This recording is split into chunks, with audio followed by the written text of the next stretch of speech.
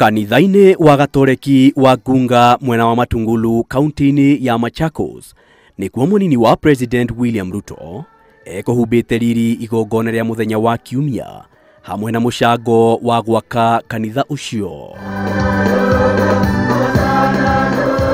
Na ari guku Ruto agathiriirie ikinya ria mutongoria wa Wiper Kalonzo Musyoka kuanirira kwanjia kunyitanira na thirikari. Uamuzi wa chama ya Wiper na viongozi wao wakiongozwa na Mheshimiwa Kalonzo Musyoka wa kuungana na Jubilee ni uamuzi wa muhimu na ni uamuzi ambayo sisi wote tunawapokea tuweze kushirikiana.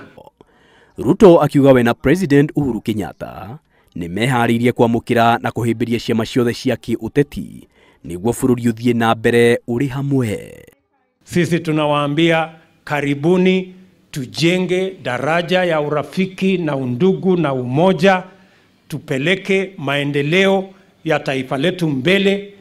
Ikinya riri ningi nirigathiriirio ni atongoria angi a kuma mwena uyu wa ikamba-ini aria mauma igongona-ini riri makiuga unyitaniri ucio ni ugukorwo na uguni munene. Raila Amolo Odinga ameingia ndani.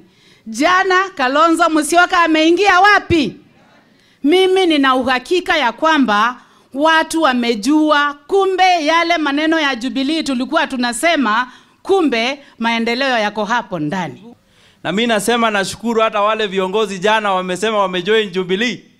Mimi nasema wajoin, hiyo ndio serikali. Sasa hakuna chama, ni wakati wa serikali kufanya kazi. Hapo mbeleni nilikuwa nasikia safari ya kwenda Canaan. Kumbe hii Canaan ni Jubilee. Raila alitangulia, sasa Kalonzo amekuja.